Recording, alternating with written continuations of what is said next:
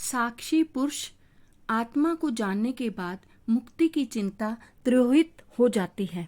पिछले 2 प्रकरणों में राजा जनक ने अपनी अनुभूति का वर्णन करते हुए बताया कि आत्मा को जान लेने मात्र से सिद्धि नहीं मिलती, उसे उपलब्ध कर लेना ही सिद्धि है। उपलब्धि के बाद भी चित्त की चंचलता को पूर्ण रूपेण शांत करने के लिए उसमें निरंतर स्थिर रहना आवश्यक है, जिससे अनेक जन्मों के संस्कार स्वरूप उत्पन्न वासना के बीज को पूर्णतः नष्ट किया जा सके।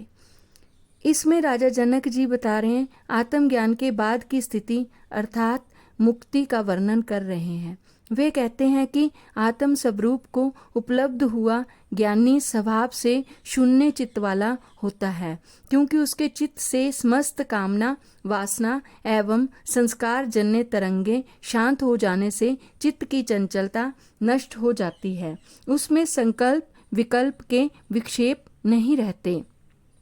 उपयुक्त स्थिति को प्राप्त हुआ ज्ञानी सदैव जागृत रहता है। सोते समय उसके शरीर का थोड़ा सा भाग एवं मस्तिष्क का थोड़ा सा भाग सोता है, थोड़ा विश्राम लेता है, किंतु उसकी चेतना कभी नहीं सोती।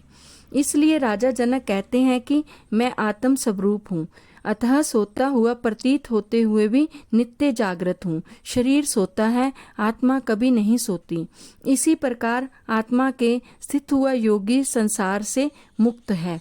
राजा जनक इसी क्रम में बताते हैं कि आत्मज्ञानी के क्रिया मन कर्म बंद हो जाते हैं, क्योंकि वह करता नहीं रहता, अतः उसके कर्म संचित नहीं होते। यदि है भी तो आत्मज्ञान से नष्ट हो जाते हैं, किंतु प्रारब्ध कर्म जिनसे ये शरीर एवं जीवन मिला है को इस जन्म में आत्मज्ञान होने पर भी भोगने के बाद मुक्ति ही होती है। राजा जनक जी कहते हैं कि इस जन्म में जो भोग मुझे विवश तवश करने भोगने होंगे, इस ईश्वरीय विधान के अनुसार भोगने हैं, तो मैं उनकी ही भावना अहंकार एवं कर्तापन से मुक्त होकर करता हूँ। मनुष्य शारीरिक एवं मानसिक सुख प्राप्ति हेतु विषयों की ओर क्यों प्रवृत्त होता है? इस सूत्र में राजा जनक जी इसका कारण बताते हैं कि ये आत्मज्ञान के सुख का अभाव ही है, क्योंकि उसे ये भ्रांति रहती है कि ये विषय ही उसे आनंद दे सकते हैं, जबकि वास्तव में ये विषय तथा इनसे प्राप्त होने वाला सुख अनित्य है, वह सदा नहीं रहता। ज्ञानी शाश्वत सुख को प्राप्त हो जाता है, फिर उसका इन अनित्य विषयों के प्रति कोई आकर्षण नहीं रहता, बल्कि इन्हें प्राप्त करने की इच्छा ही समाप्त हो जाती है। राजा जनक जी कहते हैं कि मेरी इच्छा नष्ट हो गई, तो अब मैं शून्य चित्त वाला हो गया हूँ। अब वासना की तरंगे नहीं उठती, मन उद्वेलित नहीं होता, अतः अब मेरे लिए धन मित्र विषय आदि तो क्या, शास्त्र और ज्ञान भी अर्थहीन है, क्योंकि ये सब आत्मा की तृप्ति के लिए नहीं है। इनसे केवल मन शरीर एवं अहंकार की ही तृप्ति होती है। राजा जनक जी बहुत ही महत्वपूर्ण ज्ञान की बातें बताते हुए कह रहे हैं कि समस्त सृष्टि का कारण एवं आधार एक ही चेतन है, जिसे भारतीय अध्यात्म ने ब्रह्म कहा है। ये ब्रह्म सत्य है, शाश्वत है, ज्ञान स्वरूप एवं अनंत स्वरूप है। इससे भिन्न कुछ भी नहीं है। समस्त प्राणी जगत के भीतर वही चेतन तत्व ब्रह्म विद्यमान है, जिसे आत्मा कहते हैं। देह इंद्रियां आदि के संयोग वाला ये आत्मा ही जीव है। इस जीव एवं ब्रह्म का अभेद संबंध है। ब्रह्म सर्वज्ञ है एवं जीव एकदेशीय एवं अल्पज्ञ है। इस अल्पज्ञ स्वरूप में जो चेतन तत्व आत्मा है वही ईश्वर है।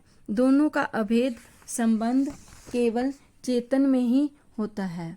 इस अभेद को जिसने जान लिया वही मुक्त है। उसे मुक्ति की ना तो साधना करनी पड़ती है और ना ही चिंता।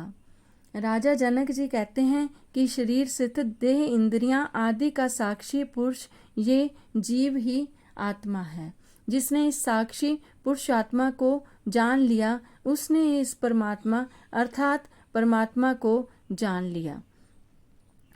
परम प्लस आत्मा अर्थात परमात्मा को जान लिया, ईश्वर को जान लिया, उसे मुक्ति की चिंता नहीं रहती। इस सूत्र का सार है आत्मा एवं परमात्मा के अभेद का ज्ञान। यही ज्ञान की परम स्थिति है।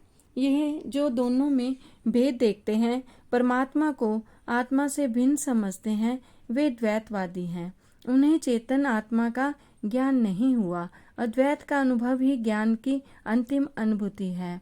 राजा जनक अपनी अनुभूति के आधार पर कहते हैं कि आत्मज्ञानी पुरुष को सत असत मिथ्या भ्रांति नित्य अनित्य क्षणिक का शाश्वत आदि का ज्ञान हो जाता है। अतः वह सब बंधनों से मुक्त होकर स्वच्छंद आचरण करता है। वह किसी के प्रतिबंध को नहीं मानता, बल्कि स्वयं विवेक से ही स्वाभाविक होकर जीता है। वह समस्त कामनाओं वासनाओं इच्छाओं के पार हो जाता है। उसका अंतःकरण संकल्प विकल्प से शून्य हो जाता है। यद्यपि बाहर से अन्य व्यक्तियों को ही भांति दिखाई देता है, वैसा आचरण भी करता है, व्यवहारिकता शिष्टाचार भी निभाता है, किंतु उसके भीतर बड़ा अंतर हो जाता है। उसे अपने ज्ञान का अहंकार नहीं होता। बाहरी आचरण मनुष्य की कसौटी नहीं हो सकता। अष्टवक्र जी ने इसलिए बाहरी आचरण से मनुष्य की परीक्षा करने वाले को चरमकार की संज्ञा दी है, जो केवल चमड़ी का पारखी है। राजा जनक जी कहते हैं कि ज्ञान की आंतरिक स्थिति को दूसरा ज्ञानी ही जान सकता है। आचरण बदलने से ज्ञान नहीं होता। आचरण ज्ञान की छाया है। भीतर शुद्ध होने पर आचरण अपने आप ठीक हो जाता है। आचरण को ठीक करना सामाजिक आवश्यकता एवं उपयोगिता है, किंतु इससे आत्मज्ञान नहीं होता।